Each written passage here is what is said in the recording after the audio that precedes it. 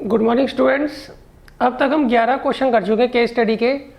आज हम question number 12 से स्टार्ट करेंगे। देखिए क्वेश्चन नंबर 12 जो है केस स्टडी का, ये है, इसका टॉपिक है survey in hospital. The following table shows the ages of the patients admitted in a hospital during a year. देखिए इसमें मैंने कहा है आपको ये जो टेबल दे रखी है, ये पेशेंट्स की जो एज है जो कि हॉस्पिटल में एडमिट हुए हैं वो दे रखी है। क्लियर है। अब 5 से 15 साल के बीच में जो पेशेंट है वो 6 जो है किसी गिवन हॉस्पिटल में जो है वो एडमिट हुए हैं।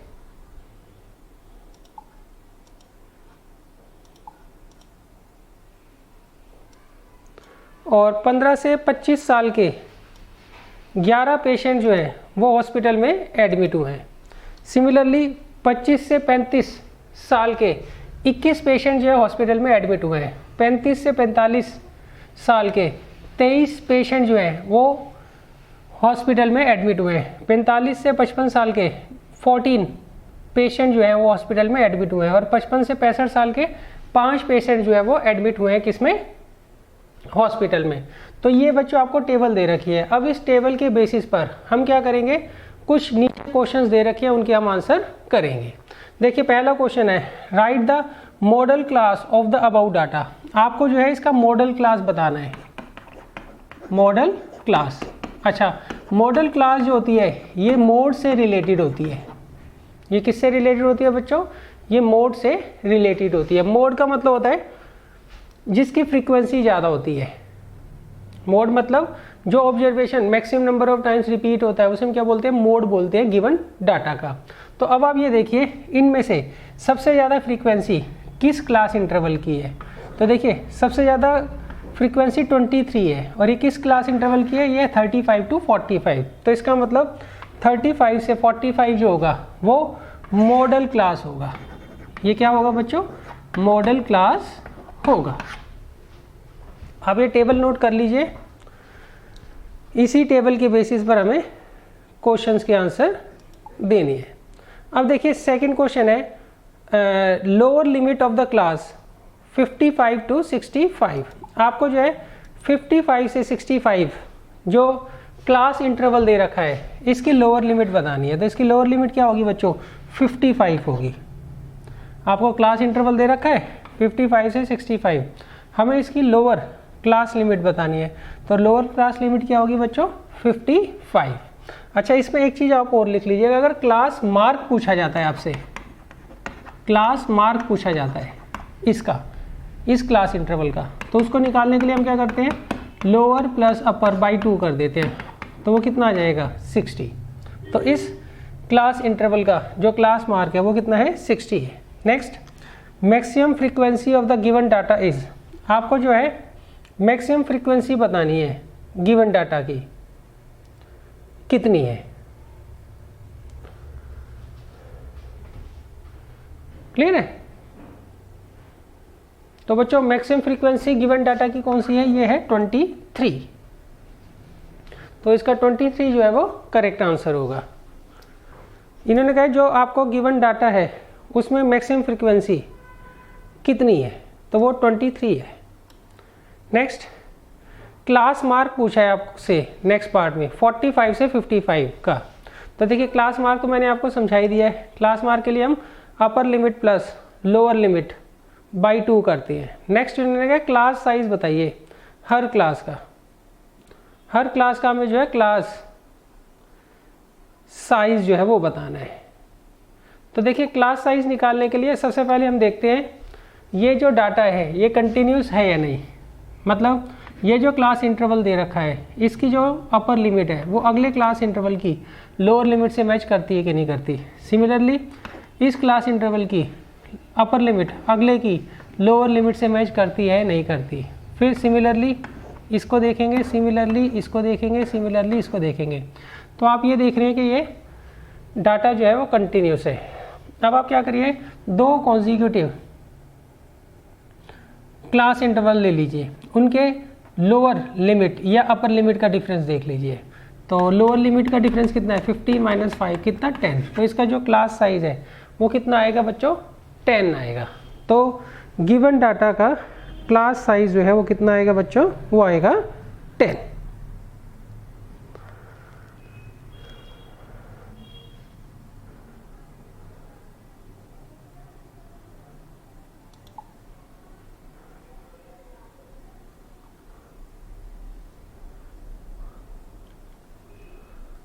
अब देखिए नेक्स्ट क्वेश्चन है, नेक्स्ट केस स्टडी का क्वेश्चन है, ये है सर्कुलर पार्क से रिलेटेड।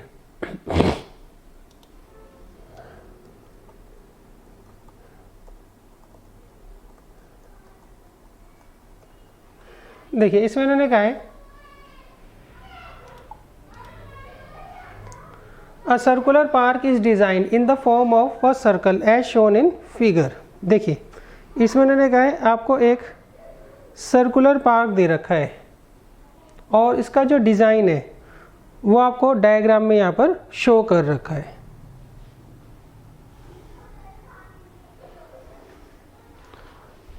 अब देखिए इसमें इन्होंने कहा at the centre of the circle, circle के सेंटर पर देयर इज अ फाउंटेन, यहाँ पर एक फाउंटेन है, and the entry gate is shown as A, और ए पर जो है आपको यहाँ पर इन्होंने एंट्री गेट जो है वो शो कर रखा है।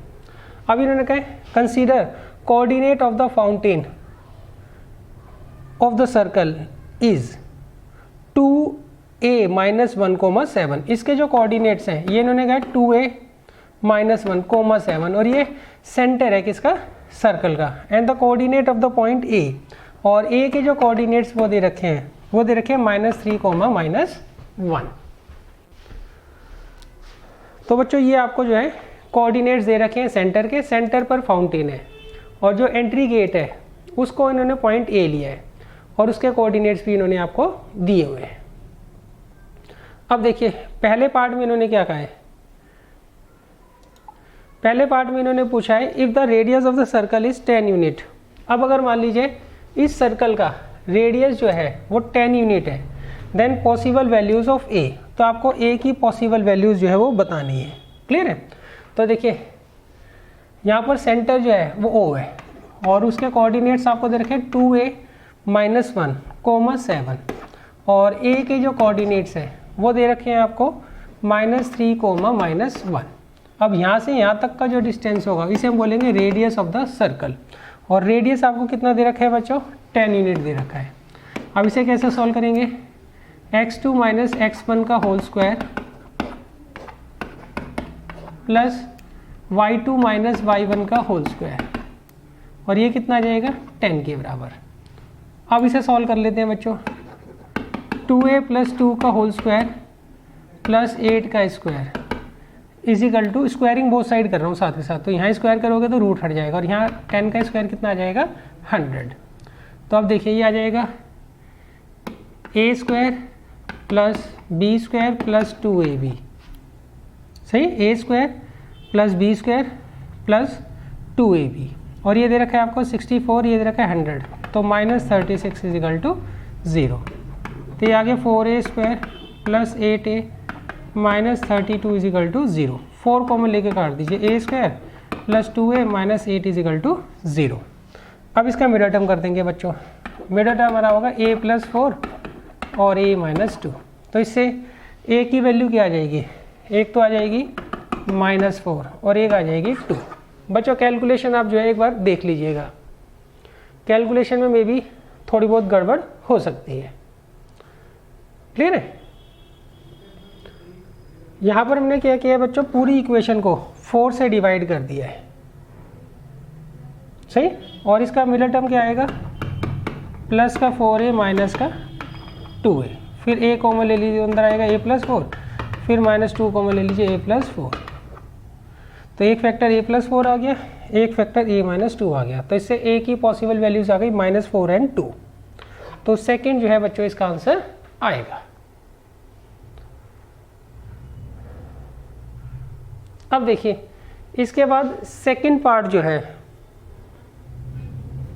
इसमें उन्होंने कहा है find the distance of A B, आपको ए बी जो है लेंथ फाइंड आउट यहां पर करनी है।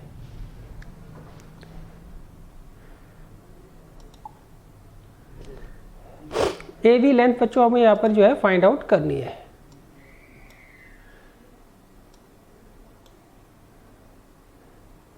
तो देखिए ए बी हम कैसे फाइंड आउट करेंगे। ओ ए जो है वो रेडियस ऑफ द सर्कल है, और रेडियस आपको जो है वो कितना दे रखा था, मैं एक बार देख लेता हूँ।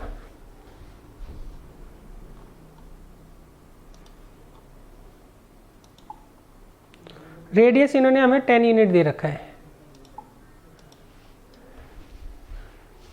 तो देखिए हमें ए बी जो है इसकी लेंथ निकालनी है, तो हम लेंगे in triangle B O A, in triangle B O ए।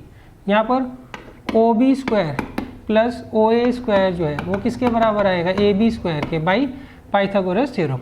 तो ओ बी कितना है 10, ओ ए कितना है 10, तो ये आ जाएगा 100 + 100 is equal to A B square.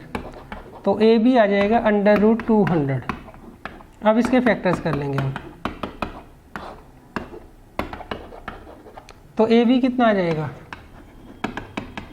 10√2 unit आ जाएगा।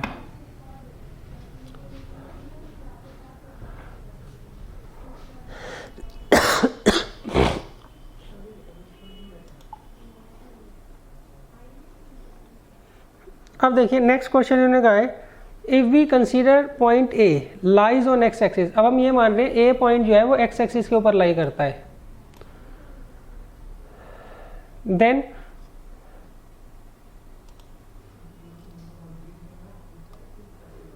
what is the possible values of x coordinate of a। Take, ये आपको बच्चों a दे रखा है, a is equal to 2 unit. a की वैल्यू यहाँ पर हमें 2 लेनी है। क्लियर है। देखिए इसमें उन्होंने कहा है आपको जो a पॉइंट दे रखा है, ये जो पॉइंट दे रखा है वो कहते हैं आप कंसीडर कर लीजिए x एक्सिस के ऊपर है।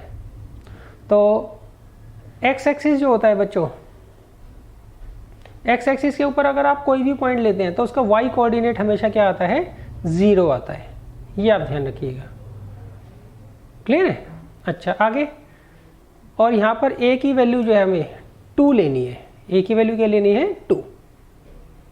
सही, तो हमें एक्स कोऑर्डिनेट जो है वो ए का फाइंड आउट करना है। ए की वैल्यू हमें दे रखी है 2। सही,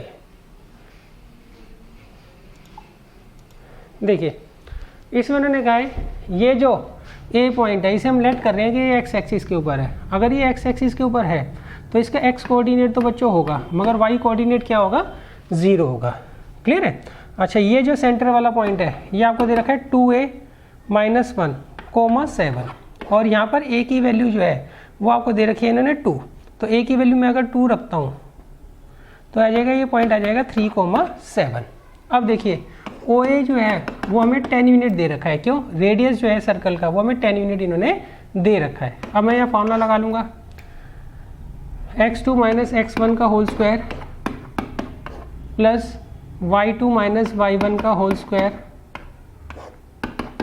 इज इक्वल टू 10। अब स्क्वायरिंग बोथ साइड, तो यहाँ आ गया a square plus b square minus 2ab plus 49 is equal to 100। इसे इधर ले आऊँगा तो आ गया एक्स स्क्वायर माइनस xx, ये कितना आ रहा है बच्चों 58, तो माइनस 42 इज इक्वल टू 0। सही, अब आप क्या करिएगा, d के फॉर्मूले से x की वैल्यू निकाल लीजिएगा। d का जो फॉर्मूला होता है उससे आप x की वैल्यू निकाल लीजिएगा, वो पॉसिबल वैल्यूज हो जाएंगी किसकी, x की। क्लियर है। अच्छा सबसे पहले उन्होंने कहा ये जो पॉइंट a है ये हम मान रहे हैं x एक्सिस के ऊपर है, तो x एक्सिस के ऊपर x कोऑर्डिनेट तो नॉन जीरो होता है ओरिजिन को छोड़कर, मगर y कोऑर्डिनेट हमेशा क्या होता है, 0 होता है। तो ये जो a पॉइंट है ये हो गया x, 0। यहाँ पर हमें x की वैल्यू निकालनी है, और ये जो सेंटर आपको दे रखा है वो दे रखा है 2a - 1, 7। अच्छा यहाँ पर a की वैल्यू 2 दे रखी है, तो ये आ गया 3,7। अब यहाँ से यहाँ तक का जो डिस्टेंस है वो किसके बराबर है, रेडियस ऑफ द सर्कल के बराबर होगा अकॉर्डिंग टू क्वेश्चन। क्लियर है। अब हमने इसे सॉल्व कर लिया, सॉल्व करके ये क्वाड्रेटिक इक्वेशन बन रही है। अब हम इसमें क्या करते हैं, सबसे पहले d निकालते हैं। d का क्या फॉर्मूला होता है, b स्क्वायर माइनस 4ac, तो b आ गया -6 का स्क्वायर -4 × a × c, तो ये आ गया 36 प्लस 168, तो ये आ गया 204। कितना आ गया बच्चों, 204। अब देखिए x की जो वैल्यू आएगी वो आएगी -b प्लस √dy 2a। तो अब देखिए -b कितना है 6 प्लस √204 कितना होता है 2√51 अपॉन 2a। क्लियर है। अब इसे आप कैंसिल आउट कर दीजिए तो ये आ जाएगा बच्चों 3 प्लस √51, 2 कॉमन लेके काट देंगे ना, सही। तो ये तो x की वैल्यू एक ही आ गई और दूसरी क्या होती है उसमें हम यहाँ माइनस का साइन लगा देते हैं। तो ये दो पॉसिबल वैल्यूज आ गई किसकी बच्चों, x की।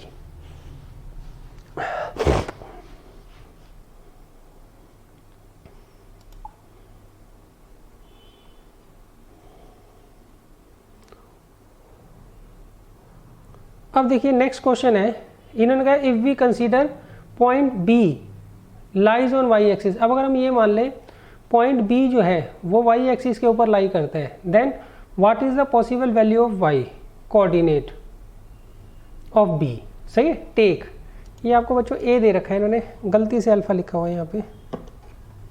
Take A is equal to 2 unit. Clear है।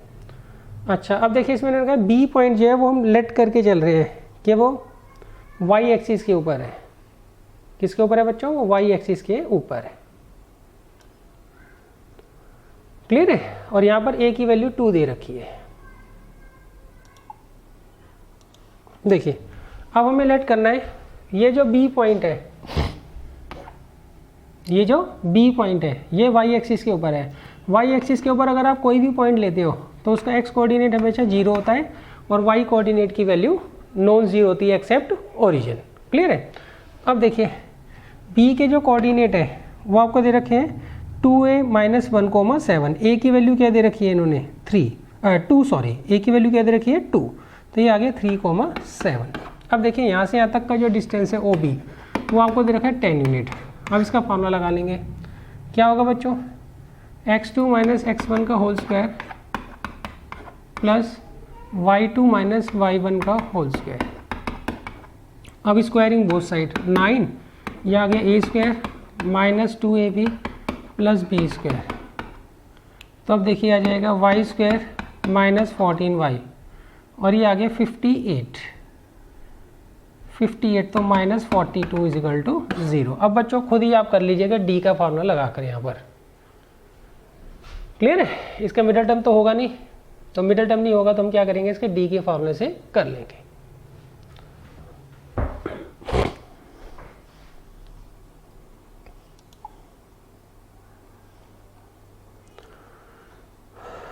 अब देखिए ई पार्ट में इन्होंने कहा है ट्रायंगल AOB फॉर्म एन। आपको बताना है ट्रायंगल AOB क्या इक्विलेटर ट्रायंगल होगा, नहीं। इक्विलेटर ट्रायंगल की सारी साइड्स इक्वल होती है।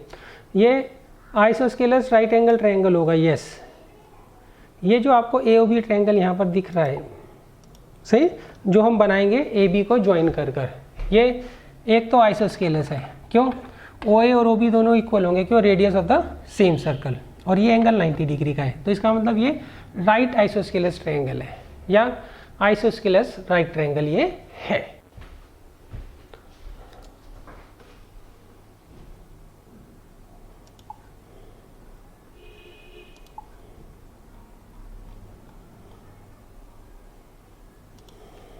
अब बच्चों हम नेक्स्ट चलते हैं 14th।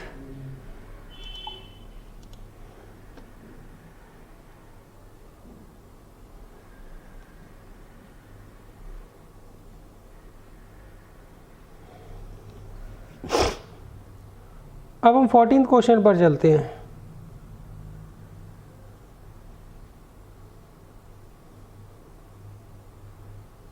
देखिए इसमें उन्होंने कहा 7 friends are standing in a queue as shown A1, A2, A3, A4, A5, A6, A7। The distance between two consecutive friends are same and equal.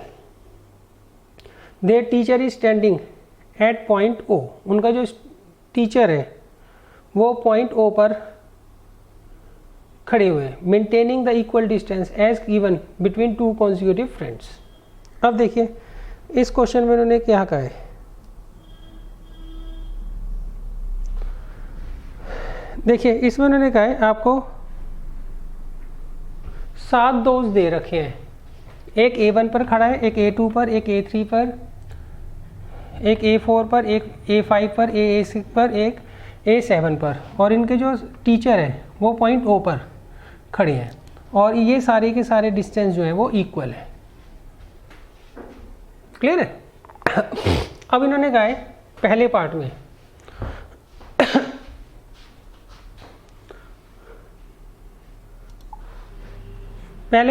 इन्होंने कहा है 7 friends A1 A2 A3 up to A7 form an, ये AP बनाते हैं, polynomial बनाते हैं, quadratic equation बनाते हैं, या लीनियर इक्वेशन बनाते हैं। सही। अब देखिए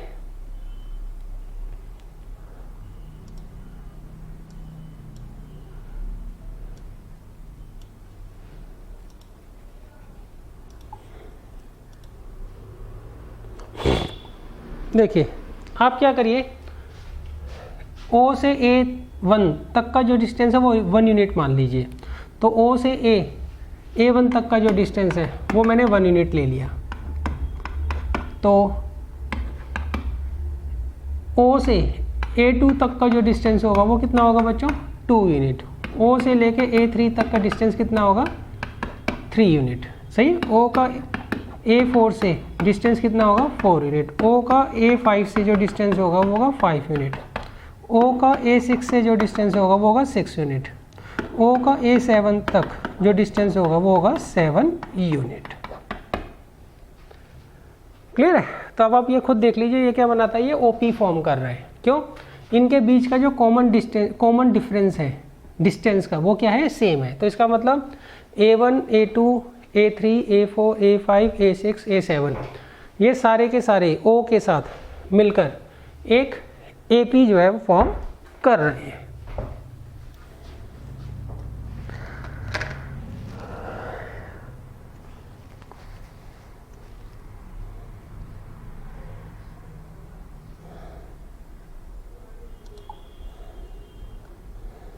अब देखिए नेक्स्ट क्वेश्चन में उन्होंने कहा है if we consider common distance is D and O is a point of origin, what is the value of A7? देखिए इसमें उन्होंने कहा है अगर मैं if we consider the common distance as D, मान लीजिए कॉमन डिस्टेंस जो वो मैं D मानता हूँ और O को जो है पॉइंट ऑफ ओरिजिन मानता हूँ, तो A7 की वैल्यू आपको बतानी है क्या होगी। क्लियर है? तो देखिए सबसे पहले आपको O दे रखा है, फिर A1, फिर A2, फिर A3, फिर A4, फिर A5, फिर A6 और फिर A7। क्लियर है? अब वो कहते हैं इनके बीच का जो कॉमन डिस्टेंस है वो मैं D मान लूँ और इसको ओरिजिन मान लूँ, इसको ओरिजिन मान लूँ O को। तो आपको बताना A7 की वैल्यू क्या होगी। वो कितनी होगी बच्चों? D plus D, 2D 3D 4D 5D 6D और कितना आ जाएगा? 7D। तो 7D क्या आएगा बच्चों? उसका आंसर आ जाएगा। क्लियर है बच्चों? अच्छा आगे C पार्ट में कहा है, C पार्ट में इन्होंने कहा है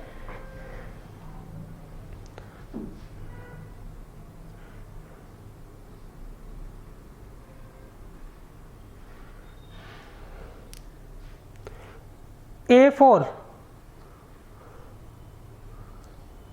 from the dash of the given series। सही। देखो इसमें उन्होंने कहा A4 जो है उसकी पोजीशन क्या होगी, तो आप गौर से देखिए A4 जो है वो मिड पॉइंट है एक तरीके से। A4 क्या है बच्चों? यहाँ पर मिड पॉइंट आपको दिख रहा है, ये वाला मिड पॉइंट है ना। देखो D D D D 4D, यहाँ से यहाँ तक का डिस्टेंस 4D है। ये D D D नहीं, मिड पॉइंट तो नहीं है बच्चों ये। अच्छा फर्स्ट टर्म भी नहीं है। नेक्स्ट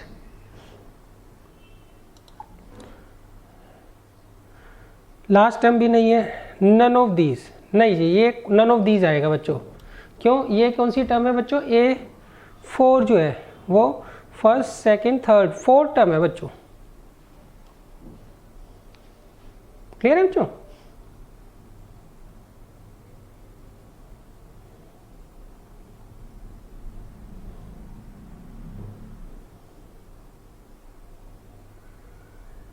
हाँ, अगर सीरीज बच्चों यहाँ से स्टार्ट होती A1 से A7 तक, तो उस केस में A4 क्या होता, मिड पॉइंट होता। Next, if D is equal to 4 unit, what is the value of A5? अगर D जो है 4 यूनिट है, तो आपको ये बताना है A5 क्या होगा। तो देखिए D जो है 4 यूनिट है, मतलब ये 4 यूनिट है अगर, तो A5 कितना होगा, ये उन्होंने आपसे पूछा है। तो 1 2 3 4 5, तो 20, सही है। तो A5 कितना होगा, 20 होगा।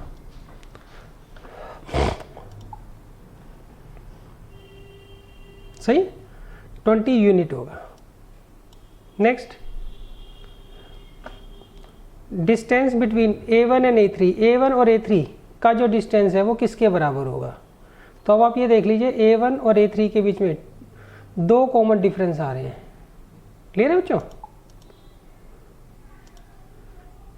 एक और एक, 2 कॉमन डिफरेंस आ रहे हैं। क्लियर है? तो हम देखेंगे जो ऑप्शन हमें दे रखे हैं उनमें किन में 2 का कॉमन डिफरेंस आ रहा है। A4 A5 में तो 1 का होगा, A2 A3 में 1 का होगा, A4 A6 में 2 का होगा। तो ये आंसर होगा बच्चों। क्लियर है?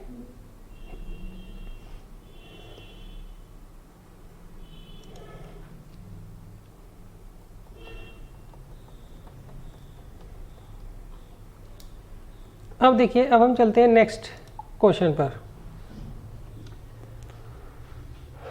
इसमें उन्होंने कहा है if a line and a circle have only 1 point common. मान लीजिए आपको एक लाइन दे रखी है और एक सर्कल दे रखा है, उनमें सिर्फ एक ही पॉइंट जो है वो कॉमन है। सही है? अच्छा, और a line touches a circle at only 1 point, then it is called a tangent to a circle. तो इस केस में हम इस लाइन को क्या करेंगे, बोलेंगे इस सर्कल की टेंजेंट बोलेंगे।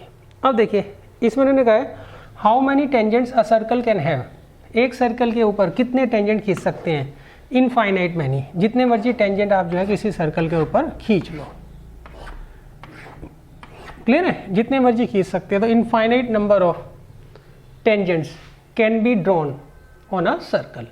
अच्छा, आगे, a circle can have dash much parallel tangents. देखिए ऐसा होता है, एक जो सर्कल होता है उसमें एटमोस्ट 2 ही पैरेलल टेंजेंट्स हो सकती हैं।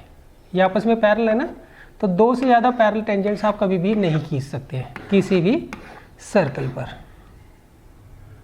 सही है? तो आप क्या लिखोगे, 2। A circle can have 2 parallel tangents at the most. ज़्यादा से ज़्यादा 2 पैरेलल टेंजेंट जो है आप किसी सर्कल के ऊपर खींच सकते हैं। Next, the common point of the tangent to a circle and the circle is called point of contact.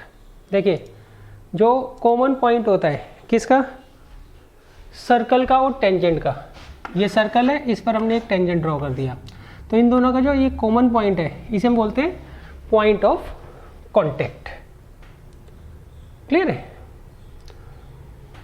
अच्छा, अब देखिए, इन्होंने कहा the common point of the tangent to a circle and the circle is called point of contact. Clear है? अच्छा, अब देखिए, अब हम चलते हैं डी पार्ट पर। डी पार्ट में इन्होंने क्या कहा है,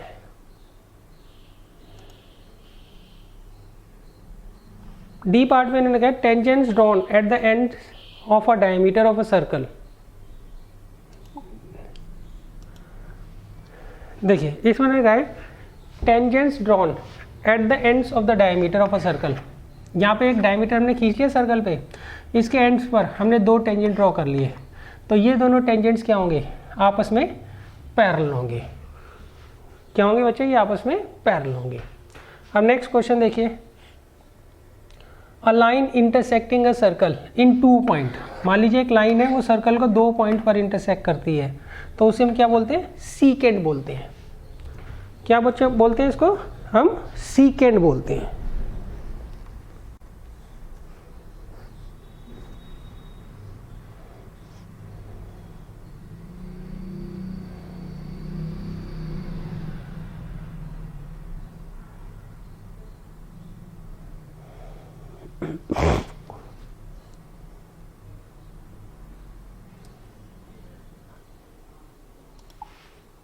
अब देखिए नेक्स्ट क्वेश्चन है टॉसिंग अ कॉइन।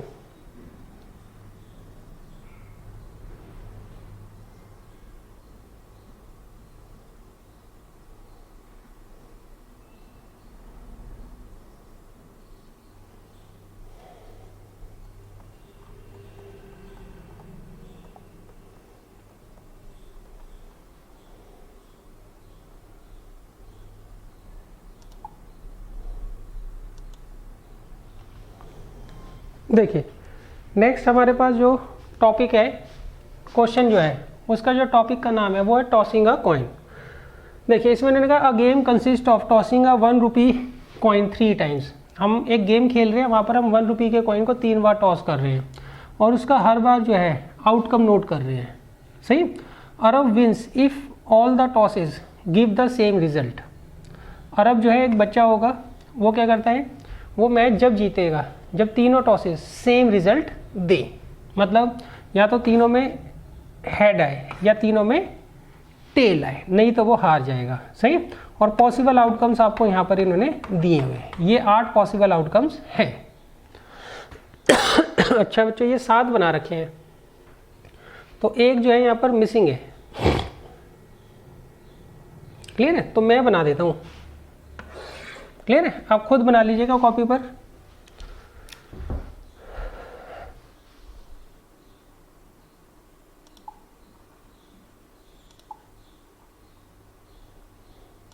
देखिए 8 पॉसिबल आउटकम्स क्या होंगे, ये हो सकता है तीनों बार हेड आए, ये हो सकता है 2 बार हेड 1 बार टेल आए, ये हो सकता है ये टेल बीच में आए, ये भी हो सकता है ये टेल सबसे पहले आए, ये भी हो सकता है 2 टेल 1 हेड आए, ये भी हो सकता है कि ये जो हेड आ रहा है सिंगल हेड ये बीच में आए, ये भी हो सकता है ये हेड जो है सबसे पहले आए, या तीनों ही टेल आए। तो ये टोटल बच्चों 8 पॉसिबल आउटकम्स जो है यहाँ पर बनेंगे।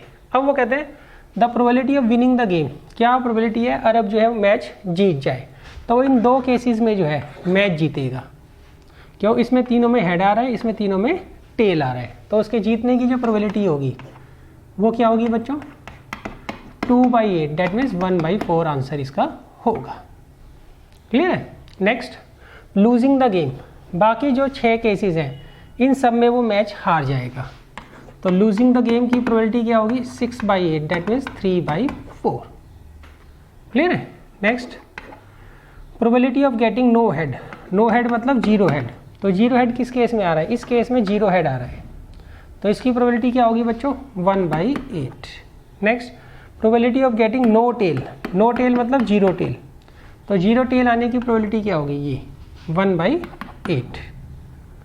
क्लियर है। आगे probability of getting 1 tail, 1 tail की देखिए क्या होगी प्रोबेबिलिटी 1 2 3, इन 3 केसेस में 1 टेल आ रहा है, तो इसकी प्रोबेबिलिटी क्या होगी 3/8।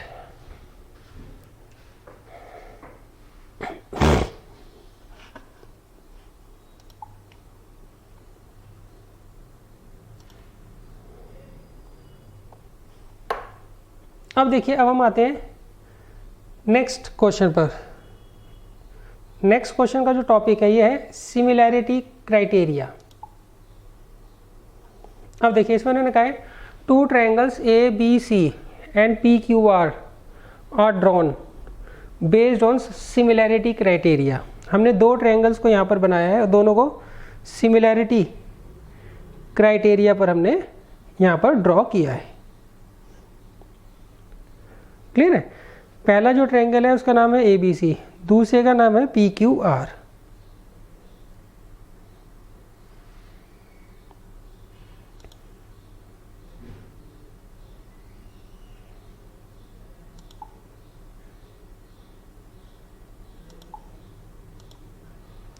अब देखिए इसमें इन्होंने दिया क्या है आपको, इन्होंने दिया AB/PQ, AB/PQ अगर बराबर है AC/PR के।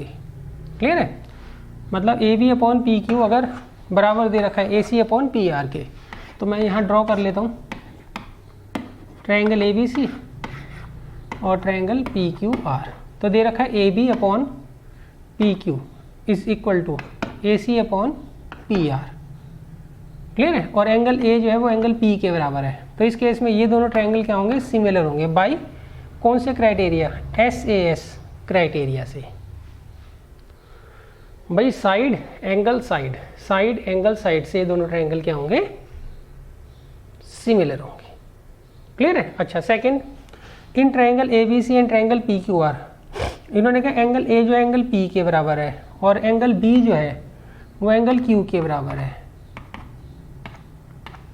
देन ट्रायंगल ABC जो है सिमिलर होगा ट्रायंगल PQR के बाई कौन से क्राइटेरिया से। देखिए इसमें आप साइड को भूल जाइए थोड़ी देर के लिए। क्लियर है। इसमें मैंने कहा इन दोनों ट्रायंगल्स के अंदर अगर एंगल A जो है, चलो मैं बच्चों दोबारा से फिगर ड्रॉ कर देता हूँ नहीं तो आपको कंफ्यूजन होगी।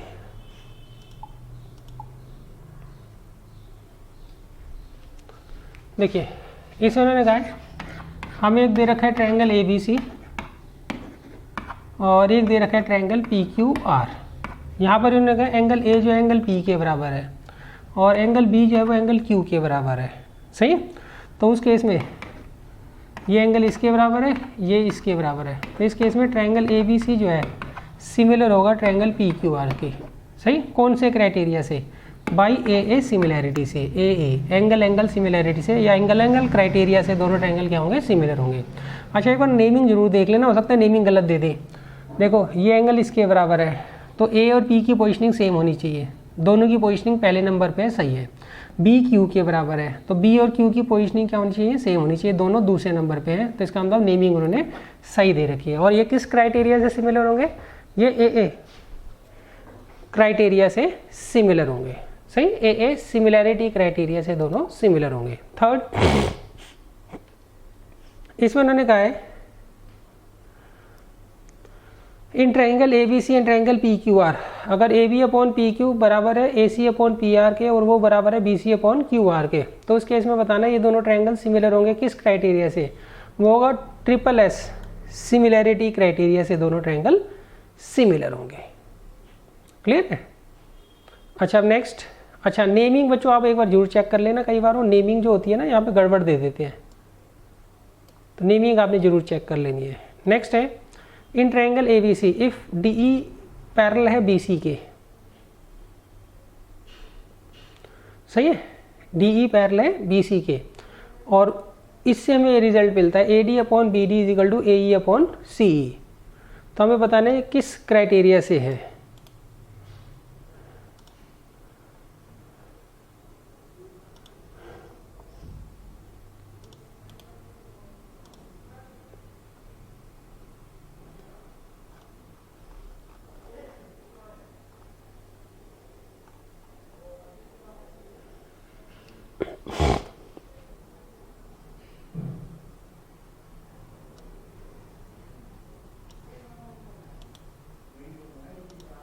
ये दोनों क्वेश्चन मैं ऊपर कॉपी कर लेता हूँ बच्चों।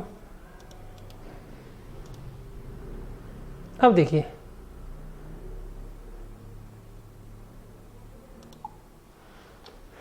इसमें उन्होंने कहा है अगर मान लीजिए DE जो है वो पैरेलल है BC के, तो इस केस में AD upon BD, AD upon BD किसके बराबर होगा, AE अपॉन EC के।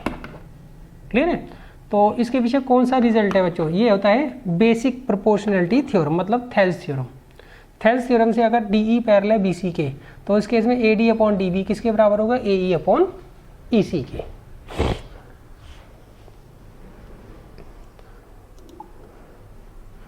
अब नेक्स्ट देखिए E पार्ट है, इसमें उन्होंने कहा इन ट्रायंगल PQR अगर मान लीजिए ट्रायंगल PQR में, इन ट्रायंगल PQR अगर PM अपॉन MQ बराबर है PN अपॉन NR के। सही। तो इस केस में कौन सा रिजल्ट जो है वो फॉलो होगा, अगर मान लीजिए दिस अपॉन दिस के बराबर है, तो उस केस में MN जो है वो QR के क्या होगा, पैरेलल होगा by converse of Thales theorem या फिर by converse of BPT theorem.